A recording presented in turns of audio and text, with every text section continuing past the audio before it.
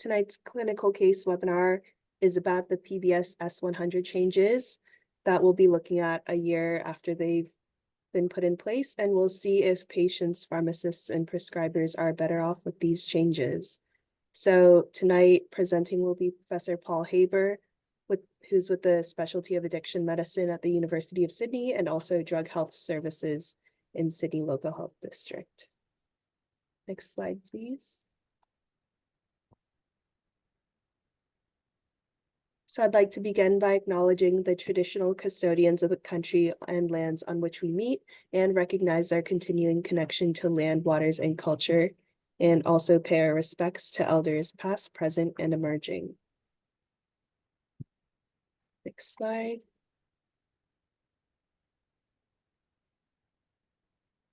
So this is the breakdown of the registrations for tonight. We're starting pretty strong with a lot of GPs and pharmacists, but we have at least a couple people from every specialty or role, so that's looking pretty good. And on the next slide, we'll also have the geographic locations.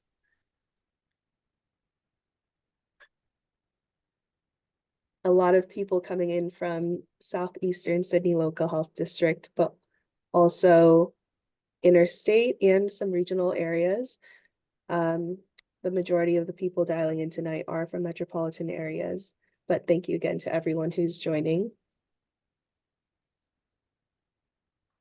And just some general housekeeping. Please keep yourselves on mute unless you're speaking, and feel free to type any questions or comments in the chat. Dr. Sharon Reed will be monitoring the chat tonight. And if you have any conflicts of interest, please sign off from the webinar. And I'd like to turn it over to Professor Paul Haber now. Thanks, Paul. Thanks, Jess, and welcome everyone. So we decided to talk about PBS changes tonight because it's just shy of 1 year on since a pretty substantial change took place in the opiate treatment program in Australia. So every time we talk about this, we find some people are familiar with some changes, not with others. And so I thought we would recap the changes that have taken place and invite any corrections if I've got anything wrong. Then talk about the impact and or challenges of these changes. Restate the role of SafeScript because this really has made a substantial difference, including providing some of the data that we will project later on, and reflect on the fact that probably more changes are in fact coming along in our sector. And we then have a couple of cases to talk about, and then we can all go home. So the PBS changes took place on the 1st of July of last year. Prior to that, opiate dependence treatment, otherwise known as opiate agonist treatment medications, were previously provided free by the Commonwealth for people with opiate dependence, but dispensing fees were not covered. Consequently, there was limited access and high patient costs in the community sector. And because New South Wales Health was providing access for free in the hospital sector, there was kind of a rugby scrum of patients trying to access free treatment, whether or not it was treatment in the New South Wales Health sector was otherwise necessary or good for them. On the May 2023 budget, provided for opiate agonist treatment medications to be listed on the S100 scheme from the 1st of July last year. So the first observation you can make is that this announcement was buried on page, I don't know what, of the budget papers that I happened to be screening last year, and was surprised and completely blindsided by this change to the extent that I didn't even know whether to believe it. But indeed, it rippled through in a course of about 6 weeks from a public announcement that was unsuspected by, I think, the entire treatment sector. It included new payments for pharmacies to dispense opiate agonist treatment, which included providing injections of the long-acting injectable buprenorphine. And the major shift was this substantial cost saving for patients. Under the PBS, patients pay $31.60 for full fee and $7.70 for benefit holders as their monthly co-payment for up to 28 days. Incidentally, if they get prescribed 1 week of treatment for whatever reason, it's the same price. Pharmacy monthly fees, according to a schedule, allowed them to receive up to $175 approximately for methadone, daily dosing of methadone or Suboxone, and about $50 for long-acting injectable buprenorphine, which was comprised of 3 fees: a fee for dispensing, a small fee because it's a dangerous drug that's got extra paperwork, and then a fee for delivering the injection. So they got 3 fees. They continue to get 3 fees that add up approximately to $50.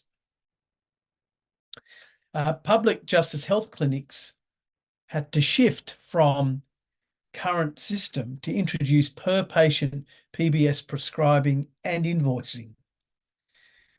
Private clinics were allowed to continue the existing arrangements initially till November and then till 30th of June, which is literally the end of this week. And then, without any further delay, shift to a PBS model or full patient billing, which amounts to several $100s per patient per month and is, I think, not feasible in practice. So the PBS changes offer tremendous advantages in some ways.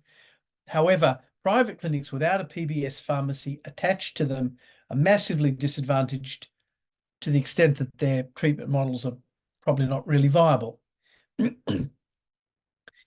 As a result of some consternation in the treatment community, transitional arrangements were introduced. These were not foreshadowed in the budget papers. They were then extended, but expire on this date, and we've been clearly told they will not be further extended. Public sector costs escalated enormously to the extent that most public clinics have had to hire pharmacy staff, new pharmacy staff, to do nothing but PBS documentation and billing, which was never part of what we used to do. The payments to pharmacists were set by the Commonwealth, and the level of the payment has been questioned by some providers. In addition, there have been no changes at all to medical benefit schedule payments through this system. So we are opening this forum today to have an unofficial discussion about the impacts of these changes.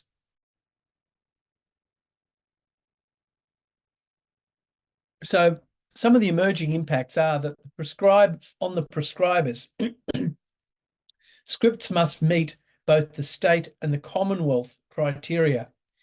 And it really was a bit of a learning curve for all of us. Those who have GP prescribing software, like Medical Director or Best Practice or one of the others, actually have automation of these scripts that make it very easy. But otherwise, it can be quite tricky. Under the streamlined codes, the maximum methadone dose is 150 milligrams daily, and there is a significant minority on higher doses for whom the PBS script actually doesn't, the streamlined code does not provide enough medication. The maximum duration of a prescription was initially 3 months. It's recently been changed to 6 months. Management of an incomplete month of treatment, I've mentioned, it's the same cost. management of non-Medicare eligible patients was a problem. Basically, they're not covered by the PBS, so they either pay, and in the case of long-acting injectable buprenorphine, that's several $100s a month, or attend a local health district service. And it's not guaranteed that those services will provide free treatment.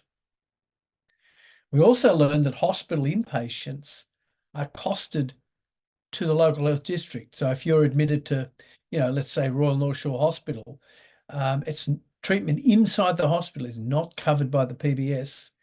And so there is a substantial costing to the hospital system that for each local health district is more or less almost $1 million. And if PBS scripts are written, but they are incorrect for some reason, which could be as, getting the Medicare number wrong or any one of, frankly, 100 irregularities, then they would very likely to be rejected by the PBS, and no funds will be transferred to the pharmacy or the hospital that provided the medication. And so the best case scenario is that clinics recover the cost of these medications, and the worst case scenario is that they lose significant amounts of money. The implications to private clinics are, well, I think severe, and one of the largest of these clinics went out of business in September, shut its doors and sold off the property.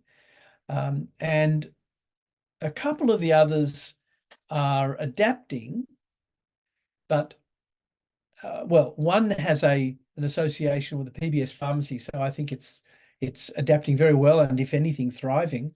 At least one that I know of does not have that association and is not thriving, and I think its viability will be threatened. AMS services are also having to adapt, and several of these services have varying models of how they provide opiate treatment, and therefore the way they are adapting is individualized. Does anyone have any comments so far? No? I'll keep going. We've had some other major issues in the opiate treatment program over the past few years. A time of major changes related to the pandemic responses, there were substantial temporary changes to takeaway dosing provisions, and in about November of last year, the ministry circulated letters to say that those temporary changes are now concluded and we revert to the standard requirements for takeaways that have existed all along. During the pandemic, access to illicit drugs was for a period of time reduced. I think it's fair to say it's now restored. And of course, with lockdowns, people's ability to get out and around, whether for accessing drugs or whether to access treatment, was diminished. And we've had a changing caseload, both in the system as a whole and in its distribution between hospitals and clinics and so forth. That's one set of changes. The second is the evolution of long-acting injectable buprenorphine, not only as part of the pandemic response, also because of the major uptake by Justice Health, and also because many community patients and their doctors are preferring it. And I'll show you some numbers just to demonstrate how dramatic has been the shift in the last 5 years. In addition, we've had major challenges in primary care, particularly with access to bulk billing, and increasingly patients cannot access bulk billing in primary care and have to become used to paying for medical treatment in a way that they were used to paying for dispensing and dosing from pharmacies. So medical costing, even where they pay, I think comes nowhere near the costs of dosing in days gone past. but it is a shift. And amongst all these changes, we also have the changes to SafeScript, and most of our clinicians are using SafeScript, but not all. And it is not compulsory in New South Wales. It's compulsory in several other states. We'll talk a little further about it, like right now. So SafeScript has been rolling out and increasing its functionality. Authority scripts for OTP medications and for some other medications are now at last available online. And in many cases where they are not on the program already and there are no complicating factors, they are approved almost instantly online, which means that you can get access not only quickly, but also outside business hours, which has been a big problem, for 30 years. So I think it's a dramatic improvement. But we did a meeting with some doctors not that long ago and found that there's still quite a lot of doctors who are either unfamiliar or not using some of these new functionalities. So I think everyone should be encouraged to register for SafeScript, and I've put their web address down below, and also to access their online help functions if you're having any difficulties, because they're really pretty good at helping you navigate the system. And although it's a little bit more cumbersome than you might like, I find it pretty good, and I'm not easily pleased with websites. It's highly recommended to check use of monitored medicines, but it's not mandatory in New South Wales. I might add, it was not mandatory in Victoria for the first couple of years, and it has become mandatory. And I got my Avant Medical Defence monthly newsletter, or monthly or quarterly newsletter last week, and there was a page in there about increasing medico-legal sanctioning of doctors who were prescribing monitored medications and who were not checking on SafeScript whether or not it was considered mandatory. So I think it is in practical terms, it is mandatory now.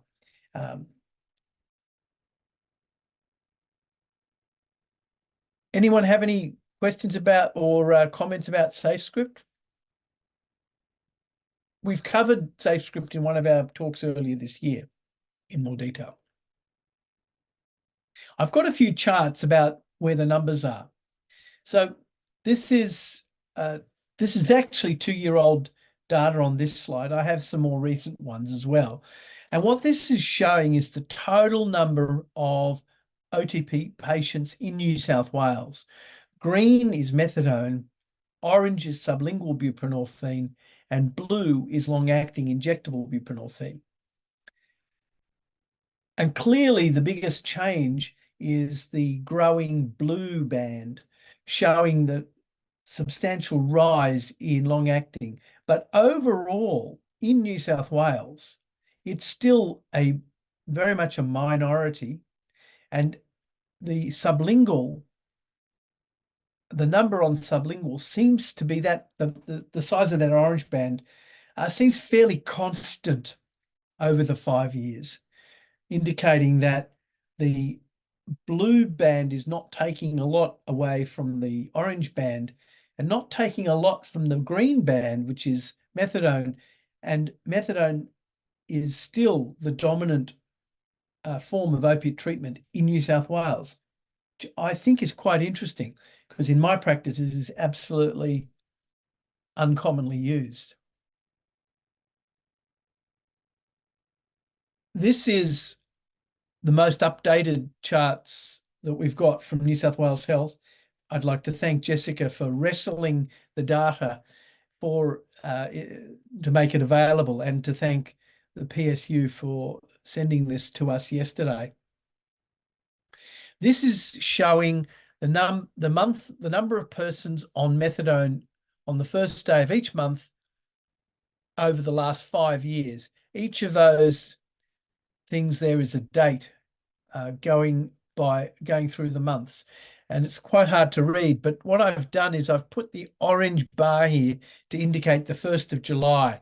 So what I think you can see is that community pharmacy dosing of methadone has slowly and continuously declined over the last, let's say, 3 years, without a major change following the 1st of July.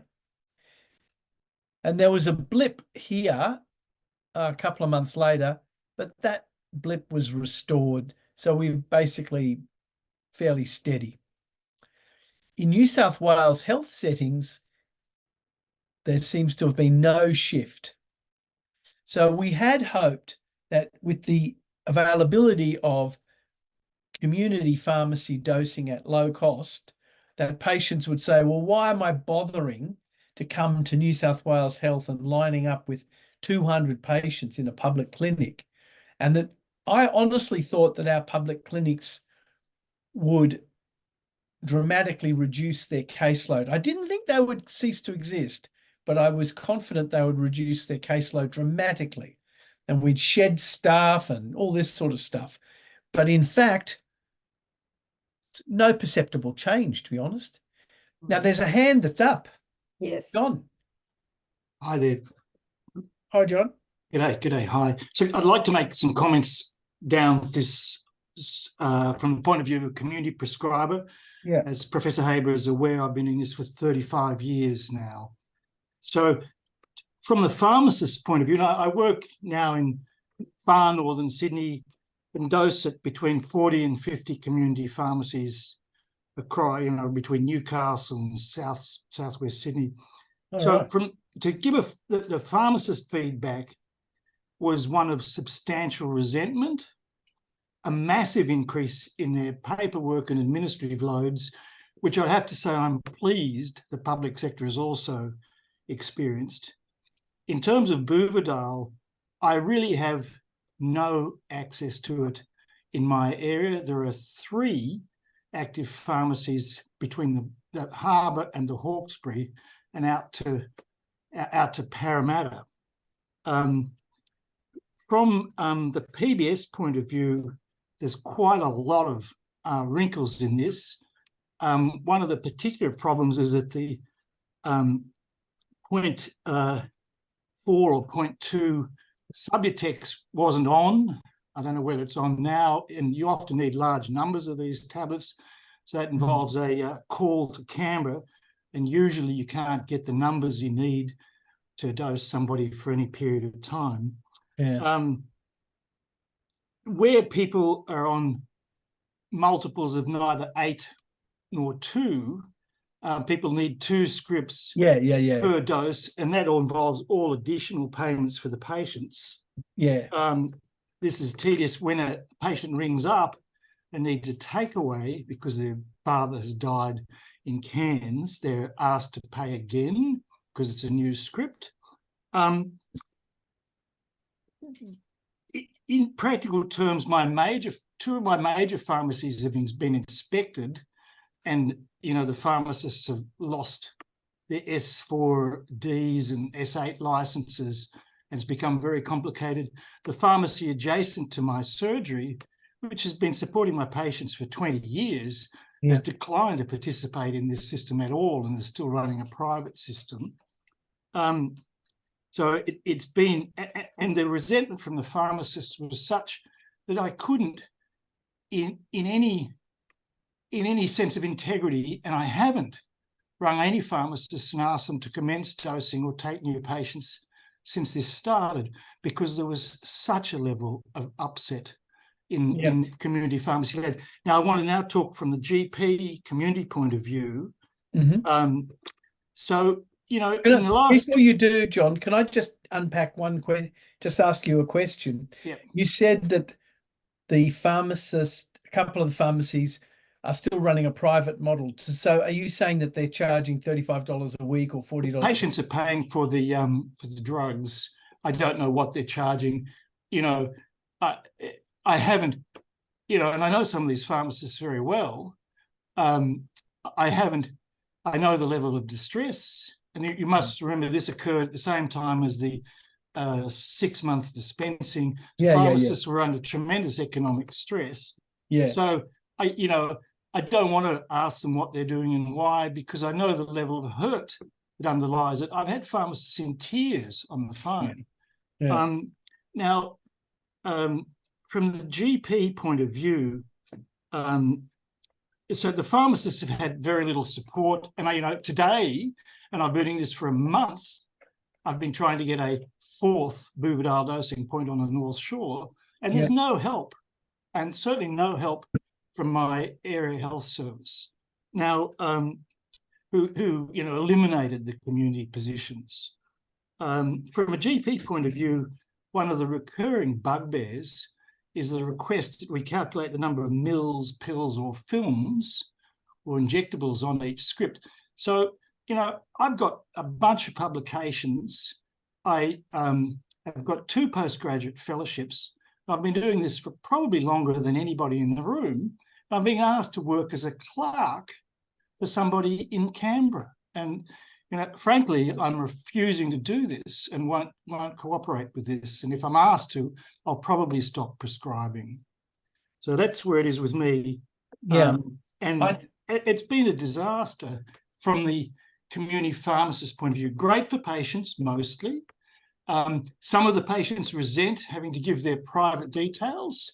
So the information's collected. Many patients are not happy about this, and some have elected to stay on private methadone because they don't want their details released, particularly people who've got Central European origins.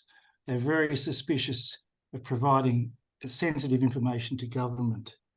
So, and in terms of Safe Script, it's a great tool, and I think it's wonderful that it's happened, but it's got a few bugs in it. One of the recurring bugs is that everybody on my program gets an Amber notification. So if I open up Safe Script, what do I find out? It's Amber. Should I open it up? Well, I find out there's patients on my program, and this happens every time I see them. I've emailed Safe Script and spoken to people in there, and they haven't fixed it. So this creates a lot of redundancy and a lot of completely pointless activity that needs to be fixed. Because what happens now is I don't open the Amber notifications, and all this is occurring in the context of a pretty besieged bulk billing general practice that's 65 years old and has 5 generations of patients attending it. Wow. So we don't need any complexity. And even when we try to do the right things, people make life difficult for us. It's most interesting that this PBS listing of medications was intended to ease the burden on patients. But what it's actually done is just transfer the financial burden and paperwork from the patients, which is good, but onto the staff or the healthcare provider. And I totally endorse what you're saying, which is really that they're treating us like we're servants and we have to do all of this paperwork.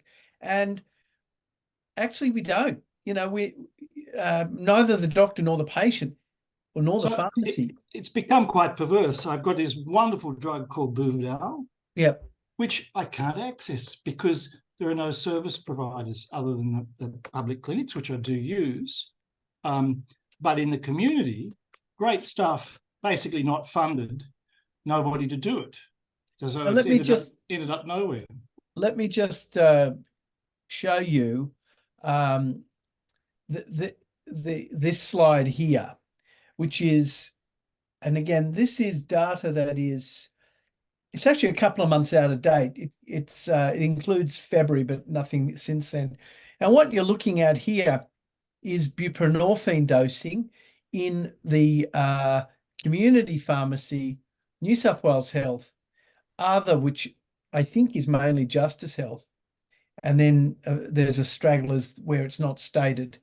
And you can see that the monthly dosing of buprenorphine in community pharmacies did not change for 6 months after this change. Then it went a little bit down, then it went a little bit up, and it's probably gone up a little bit. So I don't have a single patient on community dosed Buvidal between the Haber and the Hawkesbury, not one. I've got quite a few on the Central Coast. And my final comment, sorry to continue, is that in the last 12 months, more than 450 prescriber places, that's 2 major prescribers, both well-trained and well-credentialed, have been forced out of the system on the north side through lack of support. They sought support and were not offered support and got into trouble. And a community network that had been existing for 20 years and had more than 200 contacts was dismantled by an incoming area director of drug and alcohol services. So the supports were taken away and the prescribers fell over at scale through lack of community support. Well, obviously that's very disappointing. It's terrible. It was 20 years of work. So just looking here at New South Wales Health, the amount of buprenorphine dosing has skyrocketed. And you can see that the 1st of July had no particular impact. It's been going up for several years, and if anything, maybe the rate of impact has slowed a bit, but it's actually still going up a bit. So what that's saying is that there's a striking increase in Buvidal dosing in the public sector. If you can see my arrow, this is 1st of March of 2020, which is the pandemic. So again, it's kind of interesting that the rate of increase at the time of the pandemic was already happening, and it didn't seem to make a huge difference. The pandemic is just rocketing along because that seems to be very much what the patients want. Here we have other, which I think is Justice Health, and you can see that from when they decided to focus on it, that's really gone up about threefold, from sort of 500-600 to almost 1,500. And that's number of patients on treatment at the start of each month. And the change in New South Wales Health over the 5-year period is from about 1,200 to about 4,100. So it's more than threefold, almost fourfold.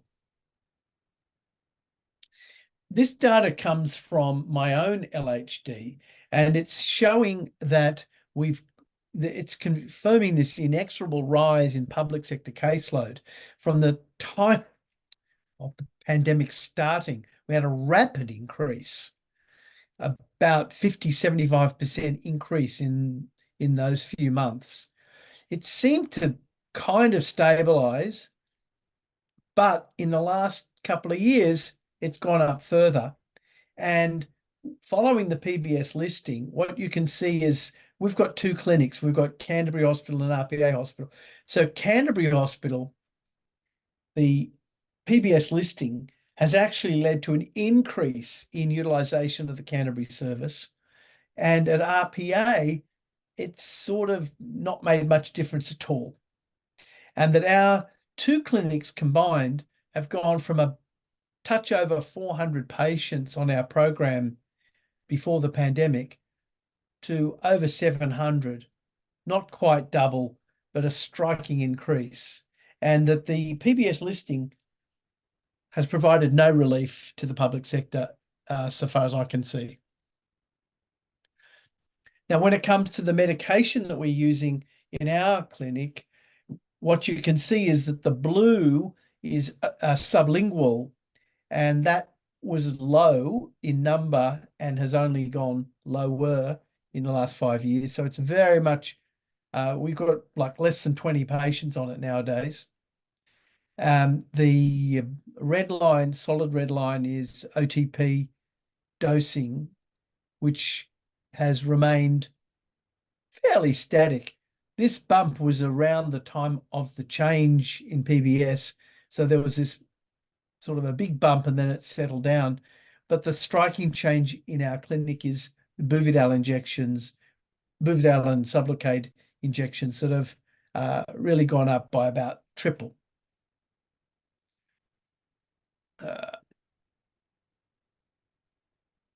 Sorry, I don't know why it's not. Yeah, here we go.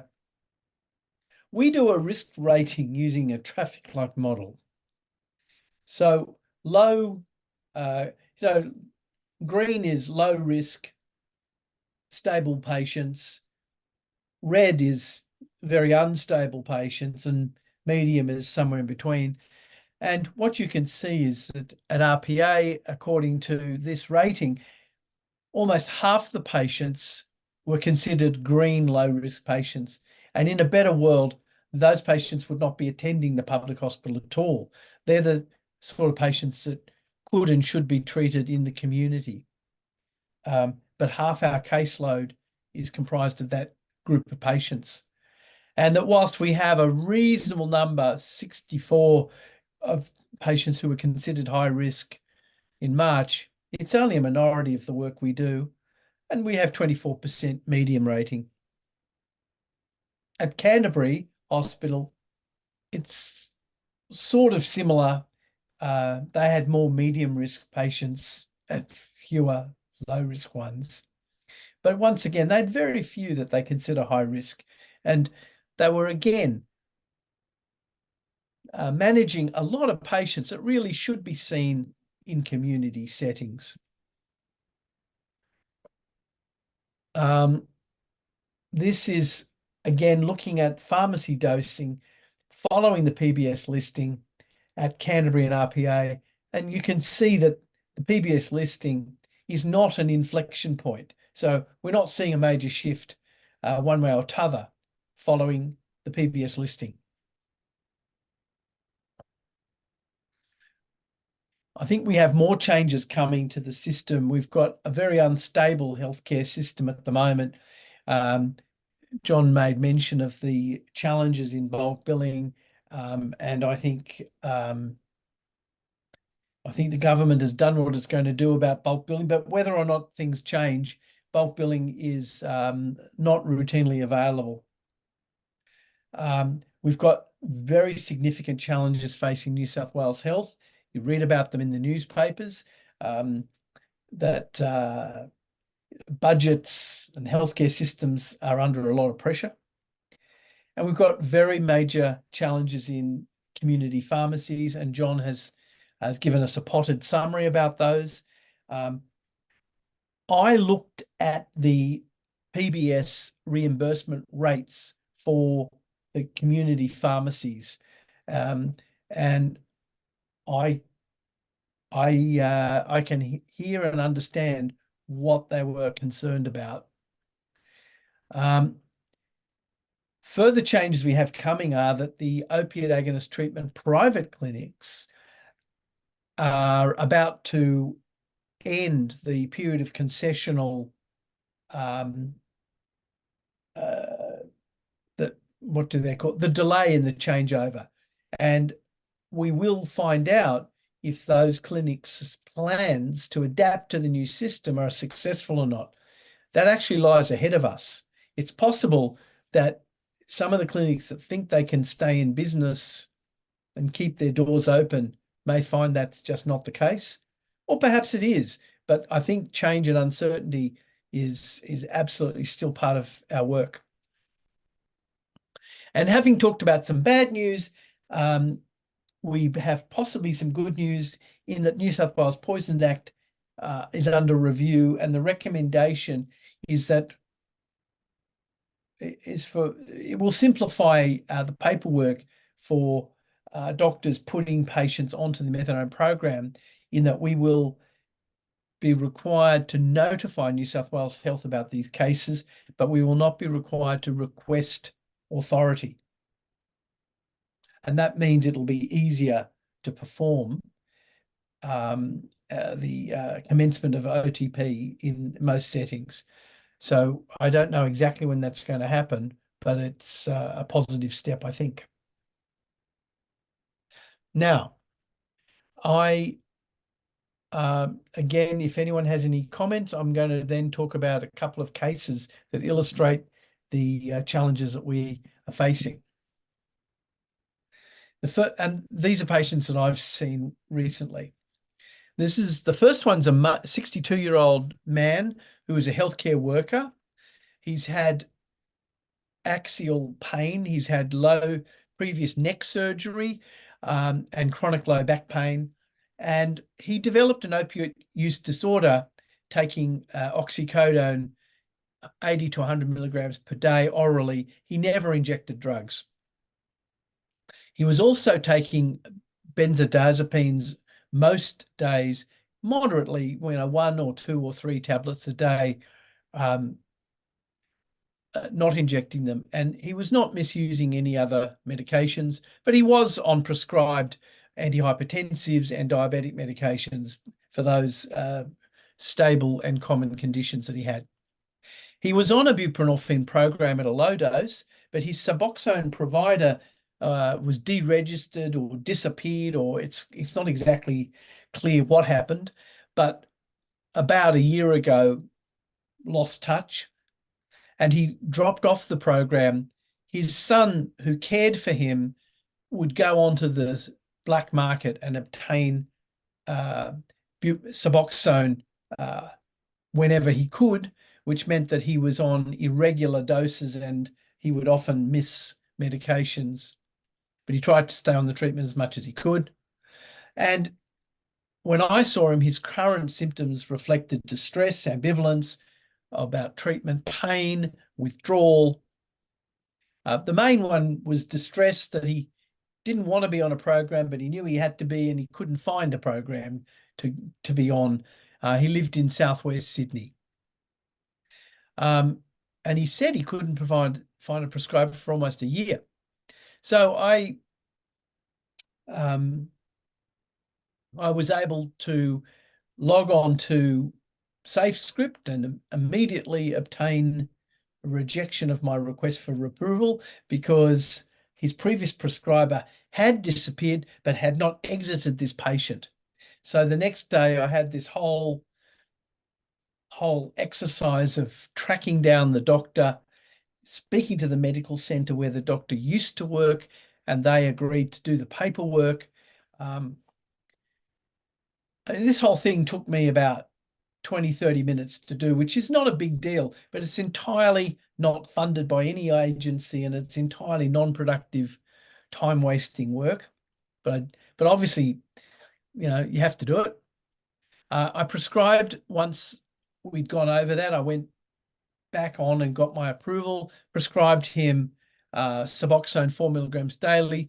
He was a fairly stable chap, and I thought he was suitable for weekly takeaways from the get-go. He had a community pharmacy that he had previously dosed with. They were happy to see him again. They had no problems with him. And when I reviewed him, I think 2 months later, he was pain-free, sleeping well. He was amazed, he said, amazed by how much better he was, and very grateful to me for doing such a simple little thing, prescribing the guy medications that he'd been on for 5 years. It's really a nothing case in some ways, but I think what's interesting about this case is it's the shift from irregular dosing on and off to regular daily dosing that made a huge difference to him. And the pharmacy that he was on was willing to accept the PBS level of payments, which meant that it was cheap and easy for this guy, and he was delighted. So I wanted to show you a good news story. Anyone want to comment about that? Okay. Talk about the next one. This one is a tradie, a 45-year-old man with a long history of opiate use disorder who's been on opiate agonist treatment for more than 10 years. He had been erratically attending pharmacy. He missed about a week and he was exited by that pharmacy, who were sticklers for the rules. He rapidly relapsed to daily heroin use. He was found it himself unable to access opiate agonist treatment because his previous prescriber had retired. In our neck of the woods, we've had a little bit like John referenced earlier, we've had a few high volume prescribers retire, and they've left hundreds of patients in their wake. This chap is one of them. So he was requesting help. In the practice he attended, it was not a bulk billing practice. He had a job. He accepted private fees. They were, moderate fees, and he that didn't worry him that much. What he wanted was access to care. On clinical examination, he was mildly euphoric, a little fatuous. He was enjoying the consultation a little bit too much. He had used heroin earlier that day. He had pinpoint pupils. He had active track marks in his cubital fossa, and he made no secret of that. My plan was to check his history on SafeScript, which easily confirmed his account. I did the paperwork, got authority in 5 minutes flat, because the previous prescriber had in fact exited him. I contacted the pharmacy where he was previously dosed, and they accepted return of the patient. In fact, they didn't. At that time it was 6 p.m, and the relieving pharmacist did not accept the patient. But I know the owner of the pharmacy. I knew she would be perfectly happy with this fellow, and so I just sent the script anyway, and indeed she was.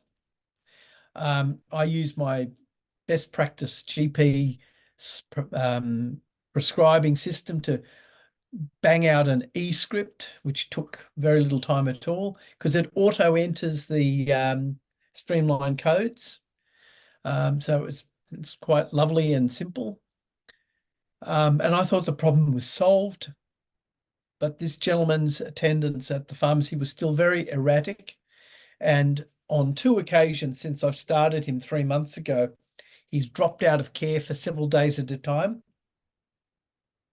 And the pharmacy is a stickler for the rules that a patient should have a medical review. And so they've refused to dose him until he could get in to see me. And in one case, it took a week. And in the second case, I was overseas just a few weeks ago, and it took a while to navigate, but one of my colleagues at the hospital wrote him a script, and I believe he's okay. But I think this man is probably unsuitable for dosing in a pharmacy that sticks to the rules. And we know how the Department of Health has been responding to pharmacists that do not stick to the rules. So we don't blame them for sticking to the rules, but it does make it hard for some patients. Any comments? John, you got to say something. Well, he needs Buvidal from his community pharmacy. Is it available? It's not available at that community pharmacy, and he doesn't want it. Well, then he's going to be problematic. He is, and I totally agree with you. And maybe he'll accept that if I'm going to have another crack at talking him into it, because it's cheaper for everyone, it's more effective, and it allows him to do what he does, which is to be a tradesman that gets up very early in the morning and drives long distances to whichever building site he's supposed to be working on. And so, he from the doctor's point of view, or the pharmacist, he's like a bad patient, not reliable. But he's actually a hardworking fellow who's got a lot of travel in his day job and not a lot of time to do this stuff.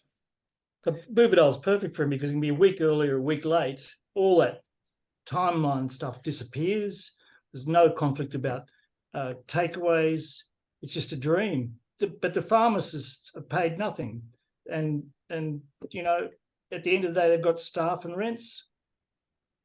And the pharmacists can't get around the PBS system for Buvidal because the medication is so expensive that they must claim for the medication through PBS, and then they must charge but they must use the PBS reimbursement fees because they're not allowed to charge a separate fee on top of it. In the case of methadone, because the methadone is such a cheap drug, even whether or not it's the best approach, that it is feasible to say we will not use the PBS system because the cost of the drug is 50 cents a dose, depending on the exact dose, but it's extremely cheap. As I like to say, it's cheaper than the cup you put it into, and therefore it's easy enough for a pharmacist to not use PBS. And if they don't use PBS, then they're free to charge the patient whatever the market will bear. And in the public hospital, by the way, we're not using the PBS system to recover the costs of methadone. We've decided that it is uneconomic. You know, the paperwork is more than the cost of the drug and the fees that will be returned to us. Whereas with the Buvidal, the cost of the drug is high. So that's the second patient. And I have one more. This gentleman is a 54-year-old man, a contractor in the film industry. He had also got a long history of opiate use disorder. He'd been on Suboxone. He missed medication while traveling over the holiday season and dropped out of care. He relapsed to daily heroin use, and he was referred by a past prescriber who, as the patient said, the doctor does not do long-acting injectable buprenorphine, but recognized that that was the best treatment for the patient. Or perhaps the doctor was happy to refer this gentleman to a different doctor. Whatever the story, I did not speak to the doctor, just the patient, and that was what I was told. He's 54, his general health is good, he has no medical history, no blood-borne virus, no other medication, he lives alone, and on clinical examination he was pinned, elevated mood, track marks evident, and I saw this man exactly, he was the next patient after the previous one I described. So I had two patients that were almost the same, one after the other, and both after hours. I was again able to obtain authority for LAIB almost instantly. But I didn't want to give him an injection on the spot because he was somewhat intoxicated with heroin, and I did not want to precipitate opiate withdrawal. And so I advised him to return to the clinic the next morning and not to use any further heroin overnight. I was perhaps only mildly surprised that he did all of that. He attended, and initially I put him on weekly injections, 8 milligrams as listed there, with a view that after a couple of injections, we'd switch to monthly. And at the last check, he had received a monthly injection. He got overseas for some work almost straight afterwards, and is supposed to be coming back to see me in the next couple of weeks, but he's apparently very happy. So I wanted to highlight, firstly, that this is a guy for whom SafeScript was magic. Secondly, that he did not have easy access to a community prescriber for long-acting injectable. Thirdly, that we gave the injection in Holsworth House Private Clinic using under the existing model of care, which ends on the coming weekend. And consequently, next weekend, next patient like this, we can't treat like this, unfortunately. So those are the patients I wanted to talk about. If there are any comments, now's a good time to make them. Otherwise, I'll just summarize and close. 1 year after the S100 changes, it's fair to say there are some positive changes, much lower fees for patients. The public sector has largely adapted by now, but it was a complicated process with weekly meetings and all sorts of changes and at a high cost. Very significant challenges remain. The transitional arrangements are set to expire literally at the end of this week. John, you've got your hand up. So just one final question. I guess the proof of the pudding here is the death rate. So it's probably too early to see what's happened in terms of the opioid overdose death rate or even overdose rate in New South Wales, but those statistics will be fascinating when they emerge. I agree. But it's confounded by things like this nitazine and other. It's a key statistic, but it's a complicated one to evaluate. I think that there is scope for to do a fair bit of research to understand the impact of these changes on total number of patients on the program and where they are being treated, and the patient experience and the clinician experience, because John has highlighted his experience, and although he has strong feelings, I think he's not the only one with strong feelings. So it's good that he was able to articulate them. Now, in the last minute, I want to just highlight this GP, the OTAC scholarship program. Most of the people on this call, I think, will be established in the opiate treatment community, but please be aware of this and encourage junior colleagues to apply. This is a new program through the ministry, which is open to unaccredited GPs. Not unaccredited by the College of General Practice, unaccredited in opiate treatment is what that means, and nurse practitioners as well, whether they are in regional, rural, or metropolitan private work settings. They can access up to $2,000 to support their training and taking up opiate treatment on completion of their accreditation milestones. And the OTAC website has the link for people to apply. And we've just reviewed the June applicants. So we're going to have further rounds. We're doing rounds of funding every 3 months. So there are probably 20 or 30 of these scholarships to be to be distributed before the end of the year. So there's a real opportunity for people who are interested to take this on to be supported to do the training and to develop their accreditation application and paperwork. So I absolutely encourage you all to apply or distribute these to your colleagues. I'm just putting up just putting up at the end the support structures available variably to support clinicians working in this area. The SafeScript website has got some really great little training or how-to links on that site.